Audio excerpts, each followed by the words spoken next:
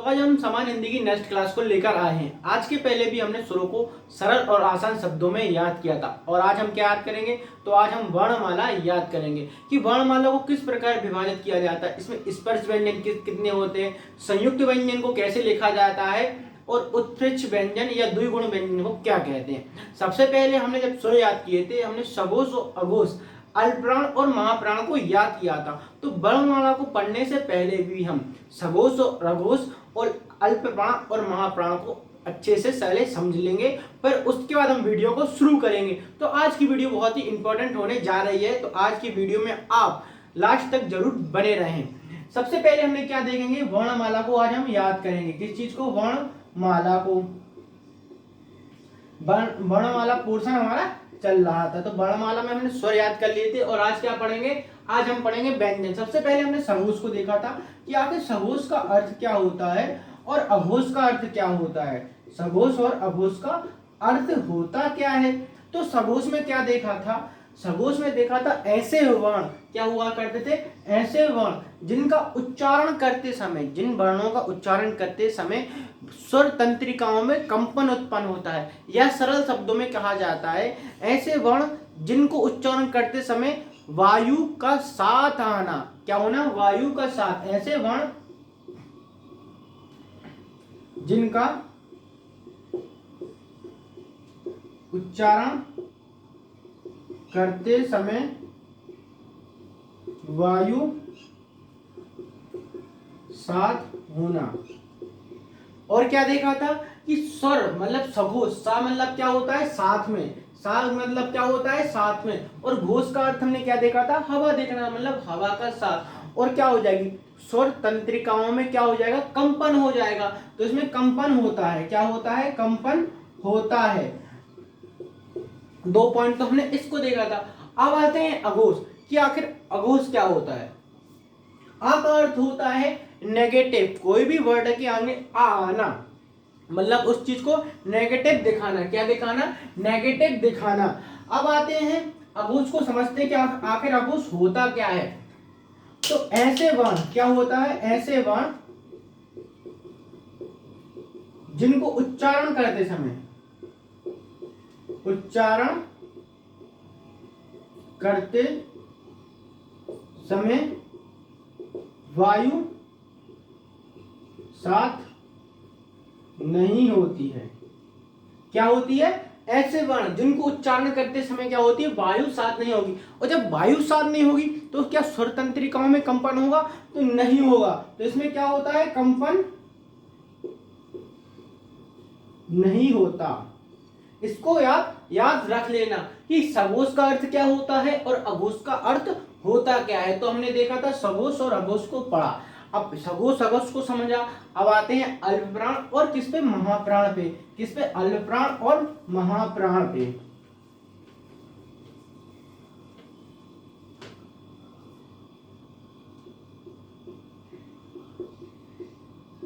अल्पप्राण और महाप्राण, क्या आखिर अल्पप्राण क्या होता है और महाप्राण क्या होता है। तो हमने क्या पढ़ा था, अल्पप्राण ऐसे वर्ण जिनको उच्चारण करते समय, ऐसे वर्ण जिनको उच्चारण करते समय क्या हो, बहुत ही कम समय लगे, क्या हो, बहुत ही कम समय लगे, उन वर्णों को क्या बोलते हैं, उन वर्णों को अल्पप्राण कहते हैं। और ऐसे वर्ण जिनको उच्चारण करते समय अधिक समय लगे उनको क्या कहेंगे, महाप्राण। तो हमने देखा था कम समय लगे, अगर उच्चारण करते समय कम समय लगे तो अल्पप्राण होता है, अगर अधिक समय लगे तो क्या होता है, महाप्राण होता है। अधिक समय लगे तो क्या हो, महाप्राण हो। तो और हमने एक और पॉइंट देखा था कि सभी स्वर क्या होते हैं, सभी स्वर, इसको आप याद रख लेना, सभी स्वर क्या होते हैं, सघोष होते हैं प्लस क्या होते हैं, अल्पप्राण होते हैं। यह क्वेश्चन 1-2 बार पूछ लिया है कि सभी स्वर किस श्रेणी में आते हैं, सघोष में आते हैं कि अघोष में आते हैं। तो सघोष मतलब होता है हमारे स्वर बहुत ही आसानी से बोले जाते हैं। तो क्या होता है, सघोष हमने अल्पप्राण में रखे और उसमें रखे क्या, स्वर। इसके बाद आते हैं हम वर्णमाला। वर्णमाला में क्या पढ़ेंगे, तो वर्णमाला में हम व्यंजन पढ़ेंगे। तो महाप्राण को भी देख लिया, ऐसे वर्ण जिनको उच्चारण करते समय 2 सेकंड से भी अधिक का समय लगे उन्हें हम क्या कहते हैं, तो महाप्राण कहते हैं। अब आते हैं वर्णमाला में व्यंजन को। हमने स्वर को रिवीजन ही कर लिया है, थोड़े थोड़े स्वर मतलब। और अब आएंगे किस पे, तो व्यंजन पे कि आखिर व्यंजन होते क्या हैं। आपने आज के पहले भी व्यंजनों को पढ़ा होगा और समझा होगा, लेकिन हम सबसे पहले देखें व्यंजन के प्रकार।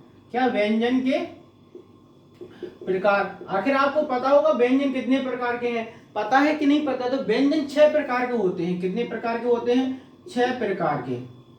ठीक है, अब कौन से होंगे 6 प्रकार के होते हैं, आखिर 6 प्रकार के व्यंजन कौन से हैं सर, आप ये बताइए कि आपने बता दिया। मैं वो भी बता रहा हूँ कि 6 प्रकार के व्यंजन कौन से होते हैं। आज के पहले भी आपने पढ़ा होगा, इस बात को भी मैं नकार नहीं रहा हूं, लेकिन आपको ये नहीं पता होगा यही उसके प्रकार होते हैं। सबसे पहले आपको पढ़ाऊंगा मैं क्या, स्पर्श व्यंजन। पहला कौन सा हो जाएगा अपना, स्पर्श व्यंजन। क्या हो जाएगा, स्पर्श व्यंजन। दूसरा कौन सा हो जाएगा, तो दूसरा अपना हो जाएगा अंतरस्थ व्यंजन। अंतरस्थ व्यंजन सभी को याद होगा कौन से होते हैं, या, रा, ला, वा। ठीक है, इसके बाद पढ़ाऊंगा कौन सा, संयुक्त या पहले पढ़ो संघर्षी व्यंजन। संघर्षी व्यंजन को हम क्या बोलते हैं, संघर्षी व्यंजन को ऊष्म या संघर्षी व्यंजन भी हम कहते हैं। इसके बाद चौथे कौन से आएंगे, तो चौथे पढ़ेंगे हम उत्क्षिप्त व्यंजन। उत्क्षिप्त व्यंजन। इसके बाद पांचवे कौन से पढ़ेंगे, तो पांचवे पढ़ेंगे हम संयुक्त व्यंजन। और छठवें पढ़ेंगे अनुनासिक।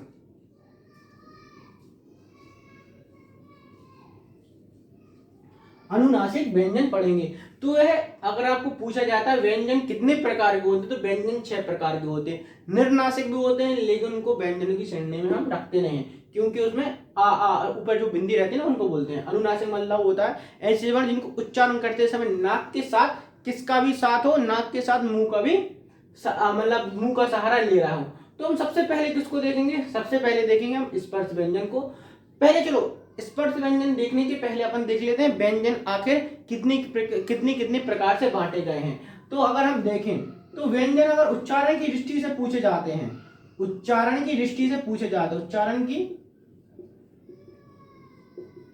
दृष्टि से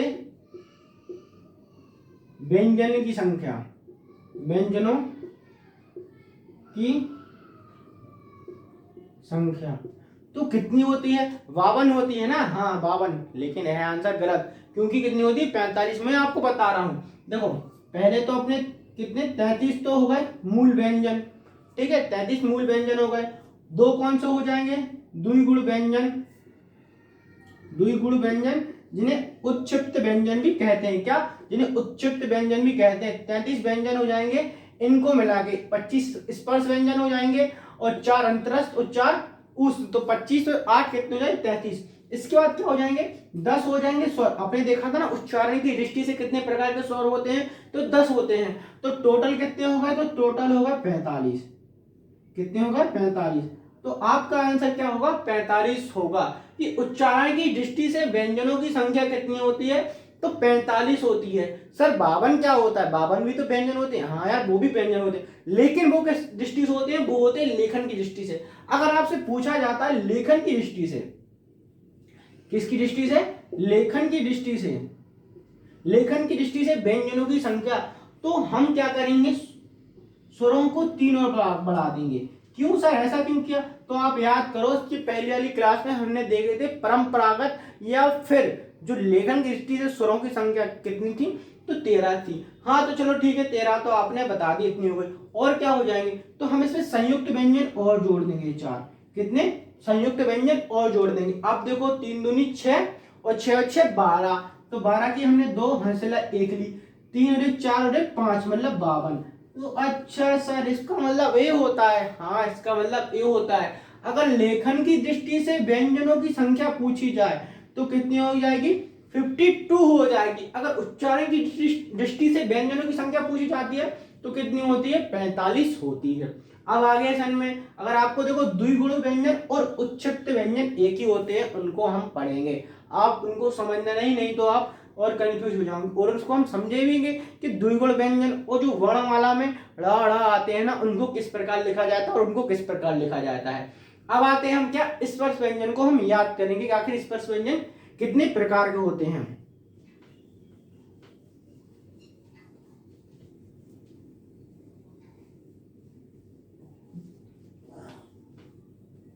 इसको काट दिया जाए। क्या पढ़ेंगे? स्पर्श व्यंजन।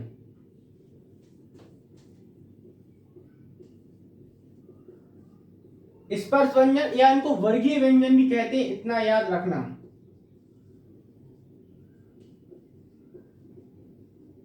अगर पूछा जाता है स्पर्श व्यंजन या वर्गीय व्यंजनों की संख्या कितनी है तो कितनी होगी? 25 होगी। याद रखना, मोस्ट इंपोर्टेंट क्वेश्चन।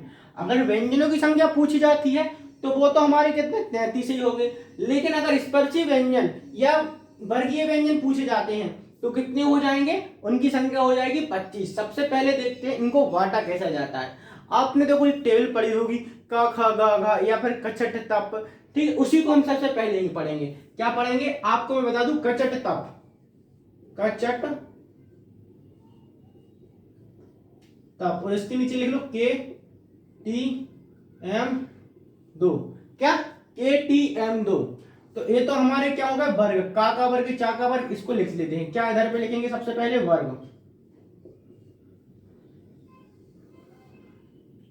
का वर्ग, ठीक है, चा वर्ग, टा वर्ग, ता वर्ग और पा वर्ग। सर ये तो हो गए आपके वर्ग, ठीक है भैया, ये तो हमारे वर्ग हो गए। अब इनको याद कैसे किया जाए कि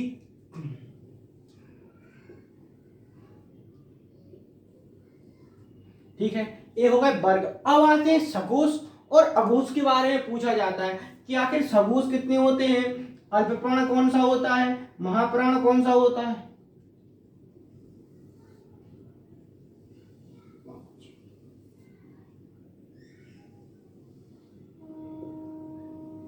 ठीक है, ये बन गई हमारी टेबल बहुत ही अच्छी, मतलब थोड़ी बहुत बन गई। अब आएंगे कि सर इसमें अघोष और अल्पप्राण भी तो पूछा जाता है, वो हम रट रट के परेशान होते हैं कि दो दो एक दो सगोश होते हैं, बाकी 3 अघोष होते हैं, कि एक दो अघोष अघोष होते हैं, बाकी 3 सगोष होते हैं। एक कंफ्यूज हो जाते हैं। देखो आप पढ़ते हो, आप बताइए, जब सबसे पहले आप जब स्वर पढ़ते हैं, स्वर पढ़ोगे तो सबसे पहले कौन सा वर्ण आता है? तो सर्वप्रथम अपना आ आता है। क्या आता है? आ आता है। तो वही आ को लेके हम इधर चलेंगे। आ से अल्पप्राण हो जाएगा और आ से क्या हो जाएगा? अघोष। क्या हो जाएगा? अघोष। तो पहले दो क्या हो जाएंगे? पहले दो अघोष हो जाएंगे। क्या हो जाएंगे? पहले दो अघोष हो जाएंगे, बाकी सब सघोष। सघोष और सघोष। ठीक है सर, इसको हमने याद कर लिया, आपने बताया इसको ऐसे लिखते हैं। लेकिन अल्पप्राण महाप्राण क्या होता है? देखो पहले कौन आता है? छोटा भाई, फिर आएगा बड़ा भाई, मतलब महाप्राण, फिर आएगा अल्पप्राण, फिर आएगा महाप्राण, फिर आएगा अल्प प्राण। ठीक है ना? तो हमने क्या देखा? फिर आएगा अल्प प्राण। तो हमने कैसे याद किया था? आ। सबसे पहले स्वरों में कौन सा वर्ण आता है? आ। तो सर्वप्रथम हमने उसको लिखा आ, कि अघोष अघोष, पहले तो हो जाएंगे अघोष अघोष और बाकी क्या हो जाएंगे? सघोष सघोष सघोष। अल्पप्राण महाप्राण, अल्पप्राण महाप्राण और अल्पप्राण। 6 तो हो गए, अपने बांट दिया भैया हमने इस वर्ग को, इससे बोलते हैं। अब बोला जाता है इनको लिखा कैसे जाए, तो देखो कैसे, का खा घ, क्या हो जाएगा? का खा गा, ठीक है, का खा घ डा। अब सर इसको क्या बोलते हैं? आप लोग जो ऐसे लिखते हैं ना, इसको बोलते हैं इया। क्या बोलेंगे इसको? ई या। अगर आप यहाँ पे लिख लो तो ई या। क्या बोलेंगे इसको? इया बोलेंगे। याद रखना, बिंदी देखना कहाँ पे लगी है, बिंदी इधर पे लगी है। ठीक है, इसको क्या बोलेंगे? इया। अब आएगा चा, तो चा से आएगा क्या? चा छा। क्या आएगा? चा छा। जा झा। और इंगा, इसको क्या बोलते हैं? इसको बोलते हैं इंगा। क्या बोलेंगे? इंगा।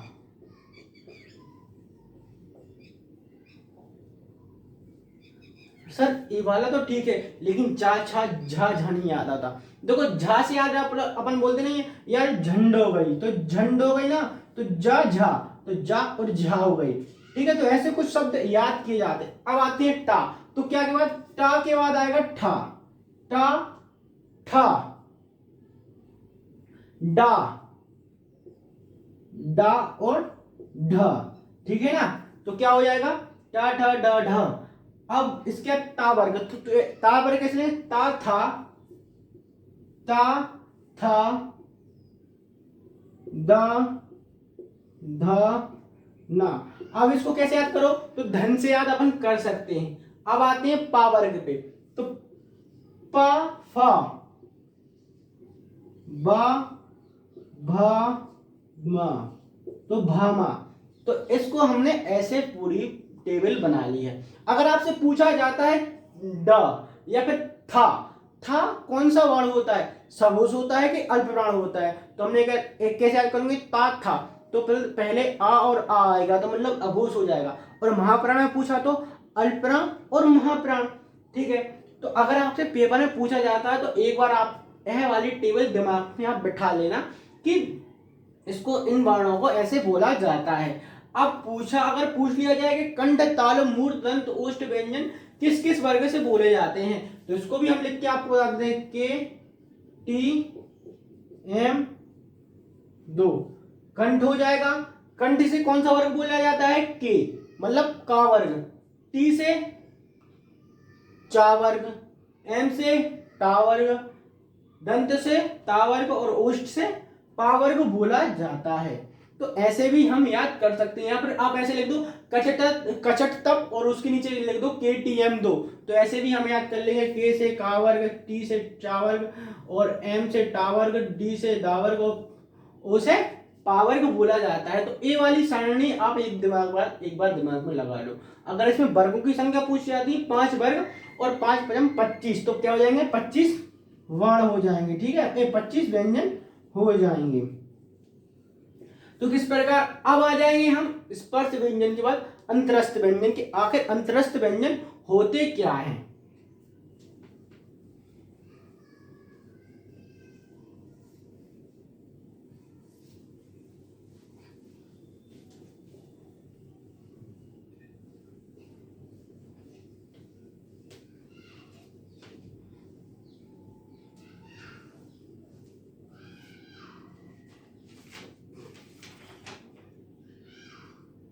अब अंतरस्थ व्यंजनों की संख्या पूछी जाती है, अंतरस्थ कि व्यंजनों की संख्या कितनी होती है, तो 4 होती है। कितनी होती है, तो 4 होती है। अब आखिर होते कौन से हैं, जो होते हैं या, रा, ला, वा। अच्छा, या, रा, ला, वा 4 होते हैं। अगर इनको पूछा जाता है किस वर्ग से बोला जाता है, कंठ से, तालुब से, मूर्ध से, दंत से, ओष्ठ से, इसको कैसे याद रखोगे आप, कैसे रखोगे, 2 4 4 4 प्लस 5, तो 2 से कौन सा हो जाएगा, के टी एम। देखो अगर आप लिख लो तो जरूरी नहीं है कि भैया पेपर में हम जल्दी ही करें। पेपर में हमारे लिए 3 घंटे मिलते हैं, तो 3 घंटे में अगर आप 30 सेकंड इसको दे दोगे ना, तो आपका 2-3 सवाल सही हो जाएंगे। तो के टी एम मतलब क्या, किससे बोलेंगे, तालब से बोला जाएगा। किससे, तालब से बोला जाएगा। और 4 मतलब के टी एम 2, के टी एम 2 मतलब इसको किससे बोलेंगे अपन, दंत से बोलेंगे। अब आता है दंत या बस्त, क्या हो जाएगा, दंत या बतस्य। ठीक है, दंत या क्या हो जाएगा, बतस्य।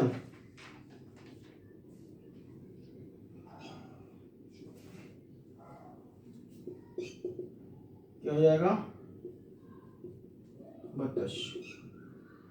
तो दोनों एक ही होते हैं। अगर दंत पूछा जाए और बतस्य आ जाए, तो अगर दंत आ जाए या बतस्य, तो दंत या बतस्य में से दोनों में से एक ही आ जाता है। तो ला को भी हम किससे बोलेंगे, तो ला को भी हम दंत या बतस्य बोलेंगे। और 4 प्लस 5 मतलब दंत प्लस ओष्ठ।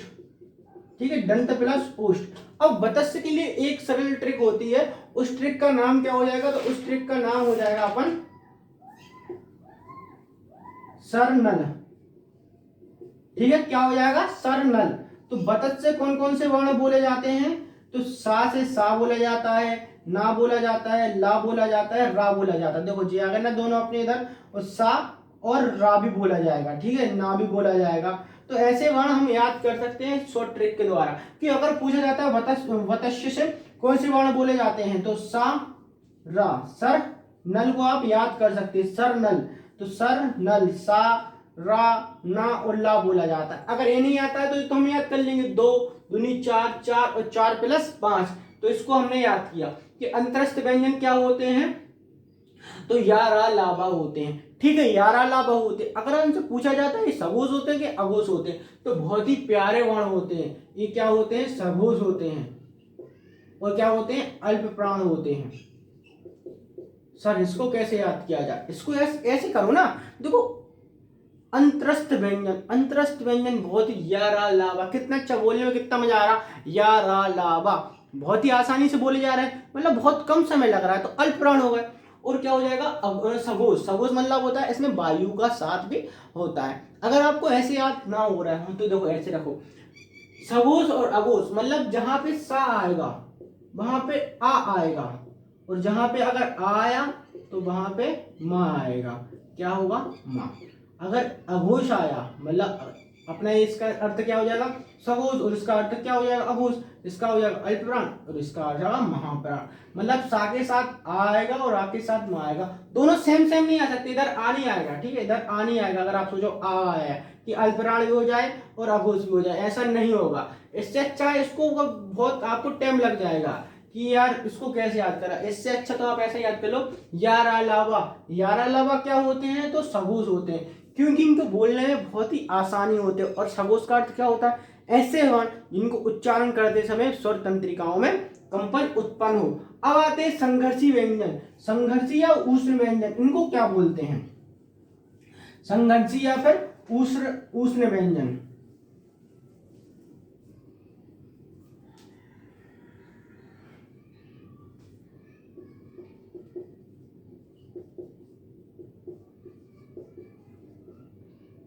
संघर्षी या उष्ण व्यंजन ये कौन से होते हैं, तो इनकी संख्या भी 4 होती है। सा, श्रा, शाश्रा,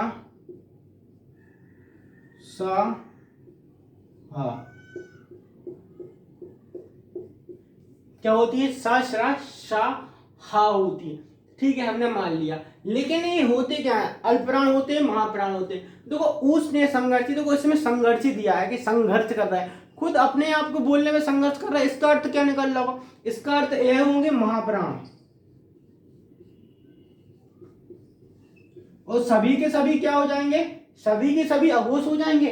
हाँ, सभी के सभी अघोष हो जाएंगे, लेकिन जो हा है ना, इसको हम सघोष की वर्णी में रखते हैं, इसको आप इंपॉर्टेंट रखना। तो लेकिन यह 3 क्या हो जाएंगे, यह 3 हो जाएंगे अघोष, यह 3 तो अघोष हो जाएंगे और क्या हो जाएंगे, महाप्राण।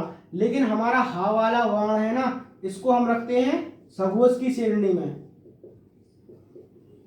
किसकी श्रेणी में, सघोष की श्रेणी में रखते हैं। अब आएगा इसको कि यार इसको लिखा कैसा जाए, कंठ से बोला जाएगा, तालुक से बोला जाएगा, मूर्ध से। तो इसको कैसे लिखोगे आप, नीचे से गिनती शुरू करो, 1 2, 1 2 3 4। अगर आपको याद हो तो सा से हमने देखा था ना सर, मतलब बोला वत्स से, क्या बोला, वत्स से बोला जाता है, वत्स से क्या बोला है, सा बोला जाता है। इसको हमने 2 से क्या लेगा, KTM 2, मतलब इसका आ जाएगा के, मतलब कंठ से बोला जाएगा, 2 मतलब तालुक से हो जाएगा, और मूर्ध से KTM 2, तो M हो जाएगा मूर्ध से, और ये क्या हो जाएगा, दंत से, दंत से या वश्य से। ठीक है, दंत या वश्य से हो जाएगा।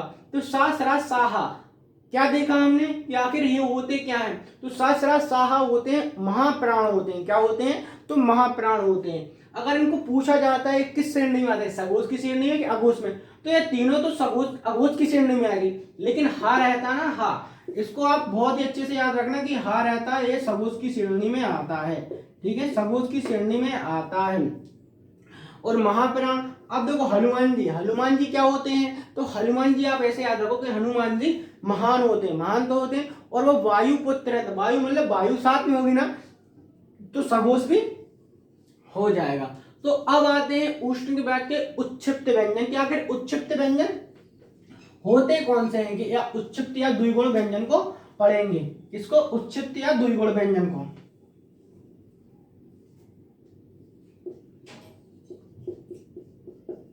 उच्छिप्त या द्विगुण व्यंजन, ठीक है, उच्छिप्त या द्विगुण व्यंजन। तो उच्छिप्त या द्विगुण व्यंजन आखिर होते क्या हैं, तो उच्छिप्त या द्विगुण व्यंजन इनको बोलते हैं। इनको आगत स्वर भी कहा जाता है, उच्छिष्ट या द्विगुण व्यंजन भी कहा जाता है। तो यह दोनों आप इंपॉर्टेंट है कि इनके नीचे क्या हो जाएगी, आपको बिंदी मिल जाएगी।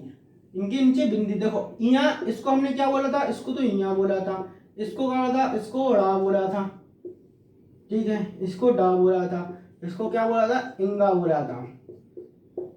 तो आप इतना इंपॉर्टेंट है कि इसको याद रखना कि उच्छिष्ट या द्विगुण व्यंजन कौन से होते हैं। तो उच्छिष्ट या द्विगुण व्यंजनों की संख्या कितनी होती है, 2 होती है, रा और डा, इनकी ये बिंदी होगी। अब आते हैं उच्छिष्ट या संयुक्त व्यंजन कि आखिर संयुक्त व्यंजन कितने होते हैं। इसको आप याद रखने इंपॉर्टेंट है, लेकिन मैं इसलिए धीरे धीरे मतलब इतनी जल्दी जल्दी इसलिए पढ़ा रहा हूं कि आप पहले भी पढ़े हैं। अब आते हैं संयुक्त व्यंजन। संयुक्त व्यंजनों की संख्या कितनी होती है, तो संयुक्त व्यंजनों की संख्या 4 होती है, सा, ज्ञा, श्रा और त्रा। अब पूछा जाता है इसको लिखा कैसा जाता है कि सा को, तो आधा का प्लस सा से हो जाएगा। ज्ञा कैसे हो जाएगा, आधा जा